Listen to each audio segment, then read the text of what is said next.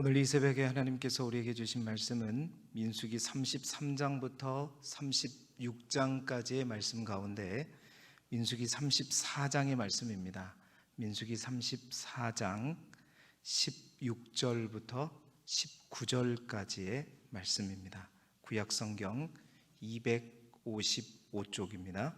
민수기 34장 16절부터 19절까지의 말씀입니다. 민수기 34장 16절부터 19절까지의 말씀, 구약성경 255쪽입니다. 민수기 34장 16절부터 19절까지의 말씀을 우리 한 목소리로 함께 읽겠습니다. 시작. 여호와께서 또 모세에게 말씀하여 이르시되 너희에게 땅을 기업으로 나눌 자의 이름은 이러하니 제사장 엘르아살과 눈의 아들 여호수아니라. 너희는 또 기업의 땅을 나누기 위하여 각 지파에 한 지휘관씩 택하라. 그 사람들의 이름은 이러하니 유다 지파에서는 여분네의 아들 갈렙이요. 아멘. 민수기 33장부터 36장의 말씀을 가지고 이스라엘의 여정과 도피성이라는 제목으로 하나님의 말씀을 함께 나누도록 하겠습니다. 우리 교재에 나와 있는 포인트가 있는데요, 아마 화면에도 나올 것 같은데요, 포인트 138쪽에 있는 포인트를 우리 화면을 보시면서 함께 읽어보도록 하겠습니다. 시작. 이스라엘은 광야 40년 동안 걸어온 여정을 회고하고 그들이 들어갈 가나안 땅에 대한 경계를 미리 확정받습니다. 아멘. 고난 주간 특별 새벽 기도에 나온 여러분을 주님의 이름으로 또 환영하고 축복합니다. 오늘 특별히 매일마다 이 새벽에는 말씀 대행진의 진도에 따라서 본문의 말씀을 가지고 말씀의 은혜를 나누겠습니다. 오늘은 이제 민수기의 마지막입니다. 우리가 창세기부터 시작해서 이제 벌써 네 번째 성경인 민수기의 마지막 이제 4장을 보게 되었는데요. 33장부터 36장 가운데 33장은 이스라엘의 출애굽 노정기를 기록하고 있죠. 어제 주일 말씀을 통해서 언급했던 장이고 말씀이었습니다. 이스라엘 백성이 그 땅에 들어갔을 때에 가장 먼저 해야 될 일이 무엇인가? 이스라엘 백성이 출애굽해서 가나안 땅에 도착하고 들어가는 것보다도 더 중요한 것은 그 땅에서 어떠한 사명을 가지고 그 땅에서 일을 행해야 되는가? 몰아내고 살아, 몰아내고 살라 라는 말씀의 제목으로 우리가 함께 나누어 보았습니다. 이어지는 오늘 34장부터 36장까지의 말씀을 보게 되면, 특별히 34장에는 요단 이제 동편 분배를 마치고 이제 서편에 들어가게 되면 그 서편 가나안 땅의 동서남북의 정확한 경계를 하나님께서 이제 말씀해 주십니다. 그리고 그 경계 안에 있는 그 땅을 제비를 뽑아서 나눌 것을 말씀하시고, 이제 그 땅 분배를 담당할 이제 2세대의 새로운 지도자들, 2세대의 새로운 지도자들을 세워 주시는 내용이 34장에 있지요. 그리고 35장에는 요단 동편과 서편 어느 땅에도 이제 자신의 분깃을 가지지 못하는 레위 지파 사람들, 레위인의 성읍들, 레위 지파들에게 48개의 성읍을 보장해 주시고, 그 성읍 가운데 특별히 6개의 성읍은 부지 중에 살인한 자를 위한 도피성으로 정하고 그 도피성에 관한 규례를 얘기해 주고 있습니다. 그리고 마지막 36장은 우리가 27장에서 언급했었던 것처럼 여자 상속법, 아들이 없는 가정에 있어서 그 땅의 분깃을 잃어버리지 않도록 여자들이 땅을 이제 유업으로 받을 수 있는 법에 관한 보충 규례를 얘기해 주고 있습니다. 이렇게 쭉 민수기 마지막 장들을 제가 쭉 보니까요, 민수기 마지막 장들은 그런 거예요. 가나안 땅에서 이제 하나님이 이스라엘 지파를 어떻게 보호하시는가, 어떻게 지키시는가, 하나님께서 이제 가나안 땅에 있을 이스라엘 백성들을 어떻게 바라보시는가 하는 것을 우리에게 말해주고 있는 것이죠. 오늘 본문의 말씀 비롯한 34장부터 36장까지의 말씀을 통해서 이스라엘 백성을 향한 하나님의 눈길, 눈에도 길이 있다고 얘기하잖아요. 우리는 그것을 시선이라고 얘기하잖아요. 하나님의 시선이 어디에 머무는가? 그리고 오늘 이 새벽에 기도하는 이곳에 우리 하나님의 시선을 확 붙들어 놓을 수 있는 방법은 무엇인가? 오늘 말씀을 통해서 세 가지로 은혜를 나누기를 원합니다. 첫 번째, 하나님의 시선이 어디 있는가? 하나님의 시선은 모든 이스라엘 백성들을 바라보신다는 겁니다. 하나님은 이스라엘의 모든 사람들을 보신다는 거죠. 오늘 마지막 우리가 읽은 이 장들에는 하나님의 보호하심과 돌보심에는 누구도 예외 없고 어떤 사람에게도 차별이 없는 것을 우리는 확인할 수 있어요. 34장에 먼저 9지파 반, 2지파 반은 이미 요단 동편 땅을 주었잖아요. 그 2지파 반을 제외한 나머지 9지파 반 사람들, 그 사람들에게 줄 땅의 경계를 정확하게 하나님께서 정해 주시고, 그 지파의 수에 따라 어떻게 해요?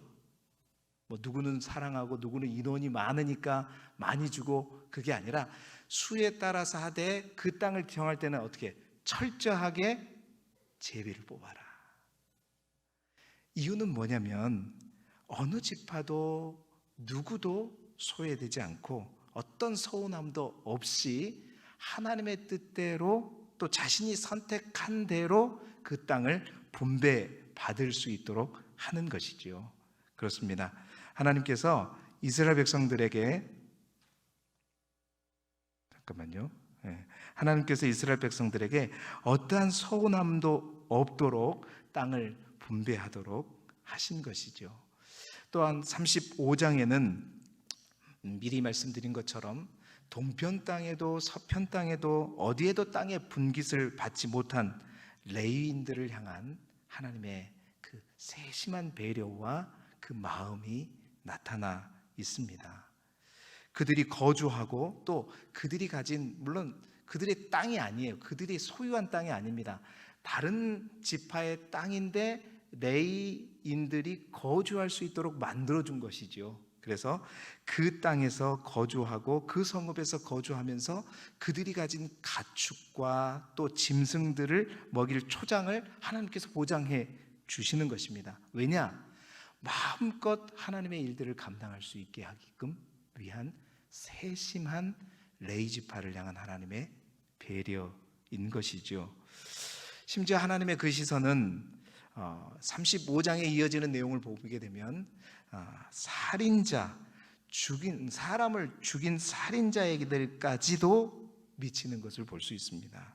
특별히 그 가운데 실수로 부지 중에 살인을 한 자들, 하나님은 그들을 놓치지 않으시고 그들에게 피할 성읍을 주셔요. 그래서 그들을 보호할 수 있도록 하는 도피성을 만든다는 것입니다. 그런데 주목할 것은 그 도피성에 누가 들어갔느냐, 누가 들어갈 수 있느냐. 민수기 35장 15절에 보게 되면은 이스라엘 자손뿐만 아니라 그 도피성에는 타국인들도 들어갔어요. 이방인들도 들어간 모든 사람들이 다 그 도피성에 피할 수 있도록 하신다는 거죠. 이것은 무엇을 말하냐? 누구에게도 차별 없이 하나님의 시선은 이스라엘 민족 모두에게 향하고 있다는 것입니다. 또한 36장에는 무엇이죠? 딸들만 있는 가정. 그래서 그 시대의 법으로는 어떠한 아버지의 땅도 유업으로 받을 수 없는 딸들만 있는 가정 또한 하나님께서는 외면하지 않으시고 그 가정을 살피셔서 그 아버지의 분깃을 그대로 이어갈 수 있도록 딸들에게도 땅을 상속하는 여자 상속법을 이미 만들어줬을 뿐만 아니라, 혹 그 딸들이 그 땅을 가졌는데 다른 지파의 남성들과 결혼하게 되면 어떻게 돼요? 그 남자의 땅이 돼버리는 거잖아요. 그러면 그 지파의 땅이 다른 지파로 넘어가는 것까지도 하나님은 세심하게 보시고 어떻게 해요? 같은 지파 안에서 딸들이, 그러니까 아버지의 땅을 유업으로 받는 딸들은 결혼할 수 있도록 여자 상속법을 이제 보충하는 규례까지 설명하고 있는 것이죠. 그렇습니다. 이스라엘 향한 하나님의 시선은 누구도 예외 없이 모두를 향하고 있다는 것입니다. 차별이 없다는 거예요. 지파의 차별이 없고, 또한 남녀의 차별이 없고, 또 히브리인이냐 이방인이냐에 대한 차별이 없다는 것입니다.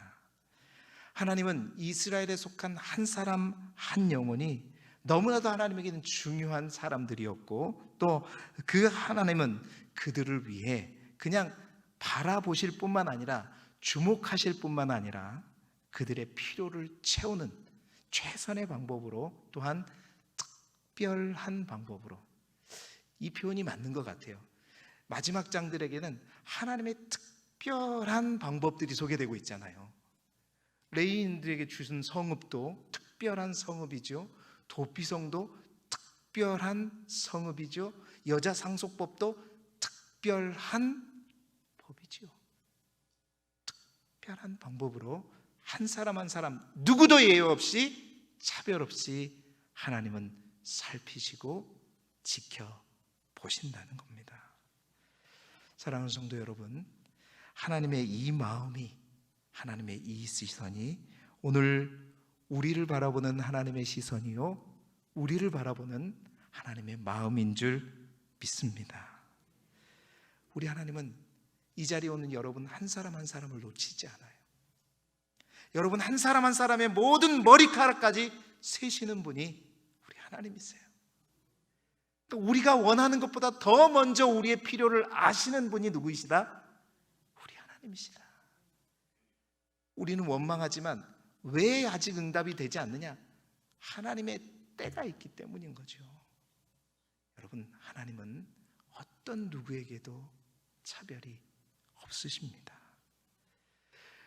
그 하나님의 시선, 그 하나님이 그러한 시선으로 우리 한 사람 한 사람을 보고 있는데, 우리 또한 하나님을 향한 우리의 시선이 한눈 팔지 않기를 주님의 이름으로 축복합니다.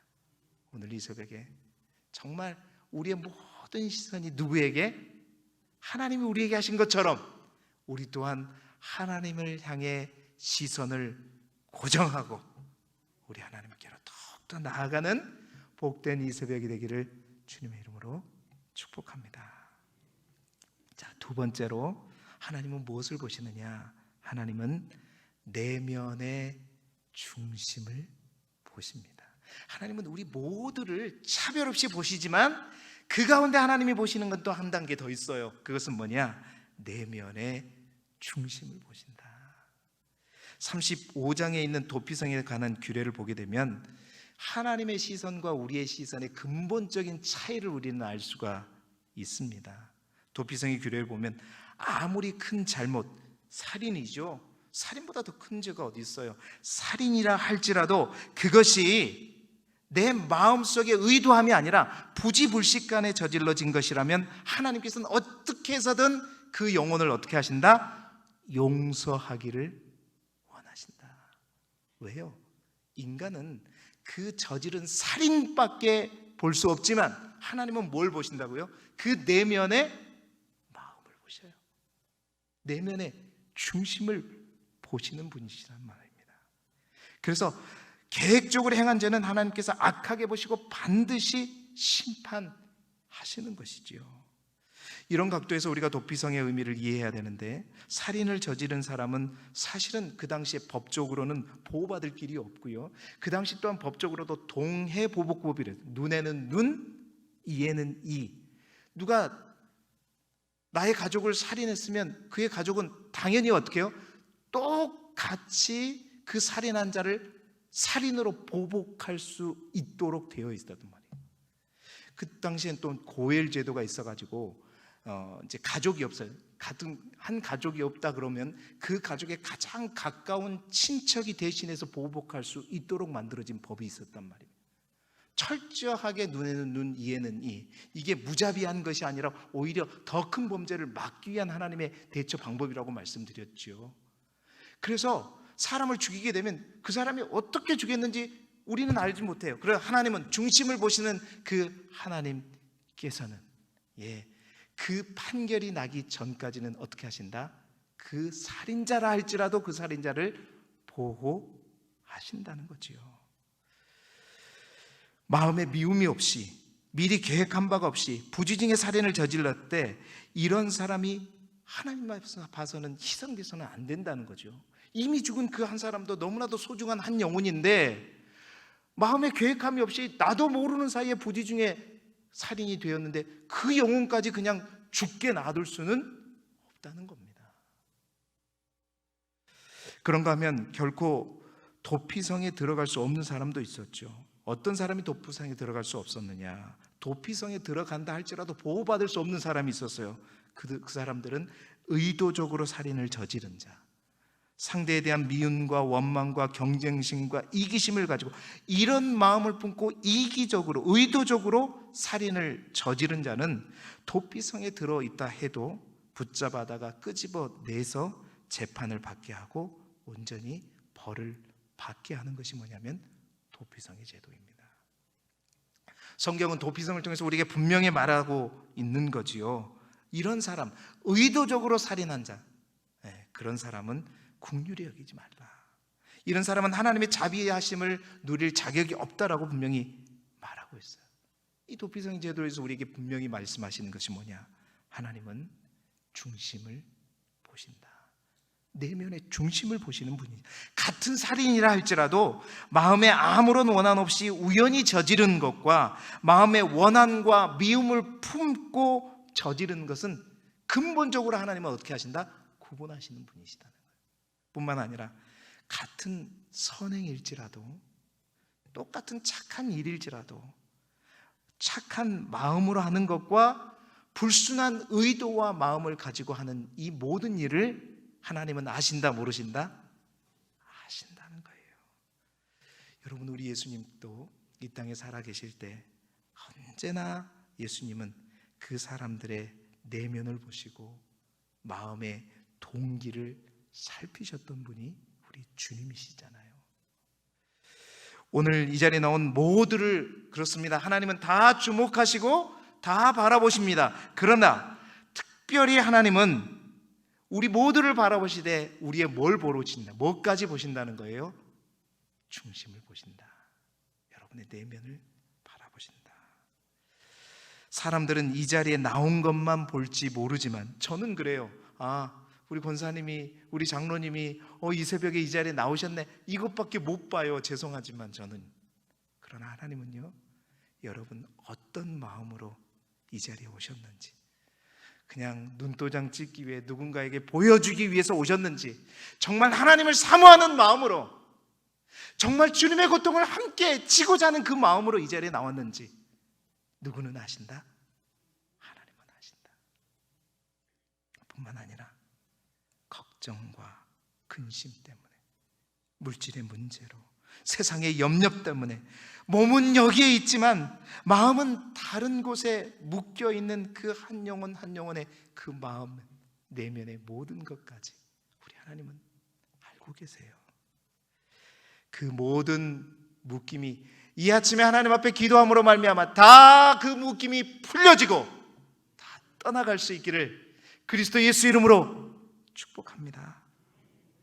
여러분, 시편 86편 15절 17절, 하나님은요 중심으로 죽게 나오는 자에게 반드시 긍휼을 베푸시는 하나님이시다. 은혜를 베푸시는 하나님이세요.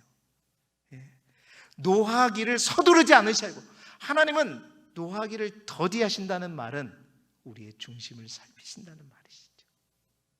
살인했다고 해서 살인 그대로 보시는 분이 아니라 우리의 중심을 보시기 때문입니다. 그리고 그 하나님은 어찌됐든 우리에게 힘 주시기를 원하시고, 우리를 돕기를 원하시고, 우리를 위로하기를 원하시고, 우리에게 복 주기를 원하시고, 크게 아멘을 할 때까지 우리 하나님은 원하신다. 오늘도 하나님 앞에 정결한 마음으로, 하나님을 사모하는 마음으로 주님의 보좌 앞에 나가 기도하는 저와 여러분이 되기를 주님의 이름으로 축복합니다. 세 번째로 하나님은 어디까지 보시느냐? 따라합시다. 하나님은 믿음을 보십니다. 하나님은 우리 모두를 보시고, 또 우리 한 사람 한 사람의 중심 내면까지 보시지만 어디까지 보셔요? 우리의 믿음을 보신다. 믿음을 보신다. 오늘 우리가 함께 봉독한 말씀은 하나님께서 출애굽 2세대 지도자들을 각 지파별로 세우시는 본문입니다. 그 가운데 우리가 주목해서 볼 필요가 있는 이름이 있어요. 그 이름이 누구냐? 우리가 너무나도 잘 아는 바로 갈렙이라고 하는 이름입니다. 여러분, 갈렙은 어떤 지휘관으로 오늘 선택이 되고 또 세워지냐면, 이스라엘의 12지파 가운데 우리가 계수를 봤잖아요. 1차 계수, 2차 계수에 가장 많은 인원이 어떤 지파였냐면 유다 지파였어요. 그 유다 지파는 가장 많은 인원과 가장 많은 인원을 갖고 있었기 때문에 가장 큰 영향력을 가진 지파였지요. 그리고 또한 실제적인 장자 지파가 바로 유다 지파입니다. 그 유다 지파의 차세대 지도자, 사실은 차세대가 아니에요. 1세대거든요. 갈렙은 출애굽이 1세대인데 그 2세대 지도자로 누가 선출돼요? 갈렙이 선출됩니다. 그런데 여러분, 그거 혹시 알고 계세요? 갈렙이 어디 출신인지. 성경은 보통 갈렙이 여분네의 아들이라고 얘기하지만 민수기 32장 12절에 보게 되면 조금 더 자세하게 그의 출신에 대해서 얘기합니다. 바로 그나스 사람 여분네의 아들 갈렙이라고 표현하고 있죠. 자, 그럼 그나스 사람이란 누구를 말하는 것인가? 그니스 사람이라는 건 누구를 말하는 것인가? 창세기 36장 15절에 보게 되면 에돔의 족보가 나와 있는데, 에서 아시죠 여러분? 그 에돔 족보 가운데서 에서의 아들인 엘리바스의 5번째 아들이 누구냐? 바로 그나스입니다. 여러분, 이 말은 무슨 말이냐? 갈렙이 그나스 사람이라는 것은 바로 에돔 족속의 사람이라는 거예요. 에돔 족속의 사람이다. 여러분, 에돔 족속은 어떤 족속이에요? 얼마 전에 우리가 이 요단 동편을 통해 가지고 모압 땅께 올 때까지 에돔이라는 나라의 왕의 대로를 거쳐서 오려고 했는데, 그 에돔 왕이 그걸 허락하지 않아서 하나님이 싸우지 말라고 해서 비껴가서 더 고생하면서 올라왔잖아요. 그 나라가 바로 에돔이라는 것입니다. 그 에돔 족속의 출신이 누구냐? 바로 갈렙이에요. 잘 보세요. 12지파 가운데 가장 인원이 많고 가장 영향력이 있고 장자 지파의 지휘관, 차세대 지휘관으로 하나님은 누구를 선택하셨냐? 이방인이란 말이에요. 순수한 유대지파가 아니에요. 이방 족속이요 타국인을 하나님은 그 지파의 수장으로 세우신 거죠. 왜 그랬을까? 나이도 많은데, 젊고 힘이 있고 능력이 있어서도 아니잖아요. 뭘 보신 것일까? 하나님의 시선이 어디에 있는지 하나님은 우리에게 분명하게 말씀하고 있는 것입니다. 여러분, 갈렙하면 우리가 어디를 떠오르죠? 저 가데스 바네아에서 12정탐꾼을 보낼 때 2명의 정탐꾼 가운데 하나님이 여호와께서 우리와 함께 하시면 저들은 우리의 뭐다? 밥이다고 보고했던 그 믿음의 사람이 누구예요? 갈렙이잖아요. 갈렙이 유다지파의 지휘관으로 선출된 단 하나의 이유는 그의 믿음이었습니다. 하나님은 뭘 보시느냐? 뭘 기뻐하시느냐? 우리의 믿음이다. 하나님의 나라의 일꾼에, 하나님의 나라의 지도자로 하나님은 누구를 선택하시느냐? 그의 배경과 그의 혈통과 그가 가진 것과 그의 능력을 보는 것이 아니라 그의 뭘 보신다? 믿음을 보신다. 할렐루야. 하나님은 오늘 이 자리에 우리 모두를 보시고 우리의 내면의 중심을 보시기도 하시지만 가장 하나님이 기뻐하시고 하나님의 시선을 멈추게 만든 것은 여러분의 뭐다? 하나님을 향한 믿음이다.